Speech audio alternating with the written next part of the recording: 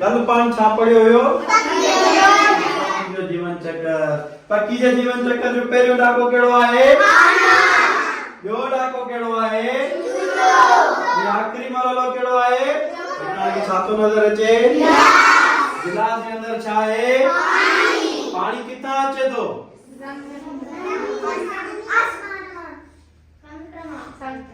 मींहं जी ख़बर आहे मींहं कीअं थो वसे? ही छा आहे? ही ॿुधायो ही छा आहे? शाबाश।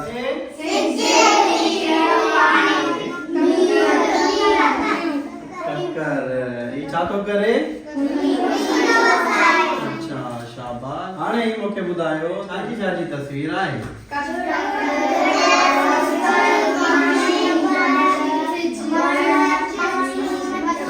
तस्वीर आहे इन्हे के असां पानी जो फेरो या चक्कर या इंग्लिश में असां वाटर साइकिल चवंदा आहियूं। अॼु असां पढ़ंदासीं वाटर साइकिल, पानी जो फेरो या चक्कर। पानी जो फेरो या चक्कर एक कुदरती अमल आहे जेको असां जानदारनि जे लाइ ज़रूरी आहे। ही अमल हमेशा हलंदो रहंदो आहे। जेकॾहिं पानी जो फेरो या कुदरती चक्कर न हुजे त जानदारनि जे लाइ ज़िंदगी गुज़ारण वॾी मुश्किल थी वेंदी। ॾिसंदासीं त पानी जो फेरो या चक्कर आहे छा। सब खां पहिरियां जेकी सिज जी तपश आहे उहा समुंडनि ते, दरियाहनि ते, ढंढनि जे पाणी ते पवे थी पई। सिज जी तपश जे करे छा थो थिए? पाणी जेको आहे उहा बुखारात बणिजी करे ही जेके तव्हांखे नज़र अचे थो पियो ही छा आहे? एवापोरेशन, जेके असां बुखारात बि चवंदा आहियूं।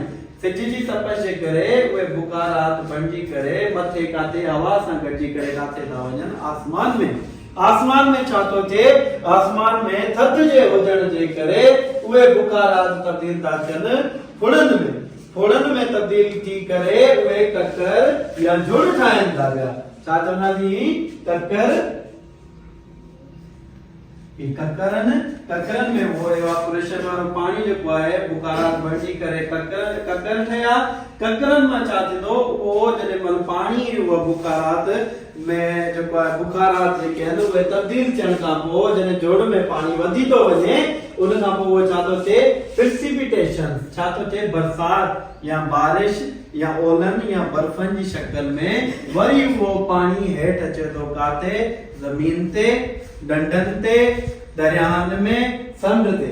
हेठि अचण खां पोइ उहो वरी कलेक्ट थो थिए हेठि ज़मीन ते, उन खां पोइ दरियाहनि में, समुंड ते। ऐं उहो ई साॻियो ई फेरो वरी साॻियो समुंड में अची करे वरी दोबारा एवापोरेशन थिए थी, कंडेंसेशन थिए थी, प्रिसिपिटेशन थिए थी ऐं कलेक्शन थिए थी। हिनखे असां छा चवंदा आहियूं? पाणी जो फेरो या चक्कर।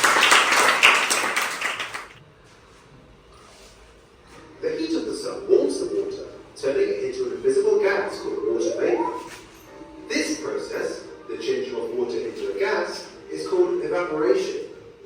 Because gases are light, it changes back into tiny water droplets. This change is called condensation and is the opposite of evaporation. Clouds are made up of tiny water droplets, so when condensation occurs in the sky, clouds form and grow. Let's take a closer look. When water droplets bump into one another, they stick together and grow in size. They continue to grow until they are too heavy and fall as rain.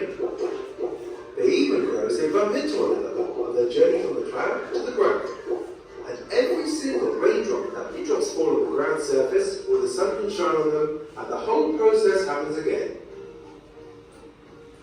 This is called the water cycle and keeps water moving from the ground to the sky, providing the water needed for plants.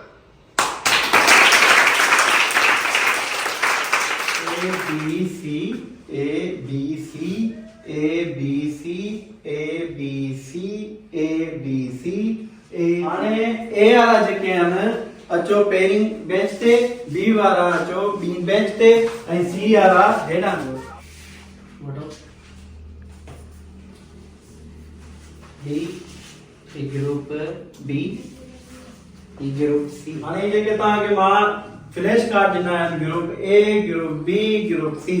हाणे इन्हनि ते छा कंदो जेके तस्वीरूं तव्हांखे नज़र अचनि थियूं पियूं इन्हनि खे सुञाणे करे इन्हनि ते लेफ्ट लिंक कंदो इन्हनि ते नाला लिखी ऐं मूंखे लॻे ऐं ही छा आहे इन्हनि जा तव्हां नाला लिखी ऐं हिन तस्वीर आहे इनमें हिन जो नालो लिखिणो आहे हिन जो नालो लिखिणो आहे हीउ जेको प्रोसेस थिए थो पियो इन में जेकी शइ आहे हिनखे सुञाणे करे हिन जो नालो लिखिणो आहे इहे सुञाणे करे हीउ छा आहे तस्वीर आहे हिन जा नाला लिखिणो आहे ये इंग्लिश में चलो इंग्लिश में लिखो ये लिखो है शाबाश पांच लाए ताड़ी लगायो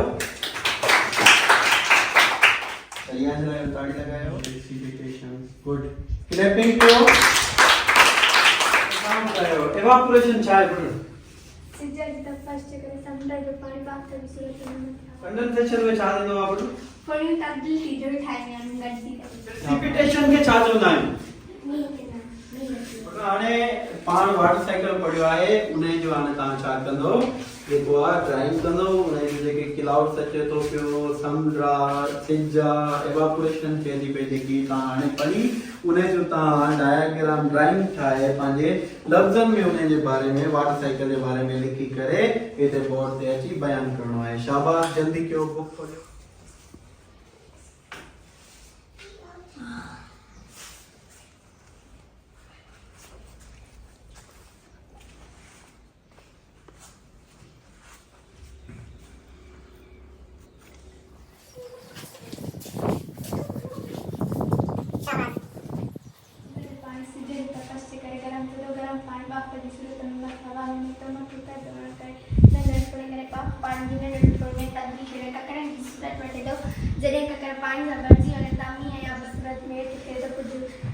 पानी कुछ जमा नहीं कुछ जमा नहीं बाकी पानी दरिया में समुद्र में उन्हें वाले खाते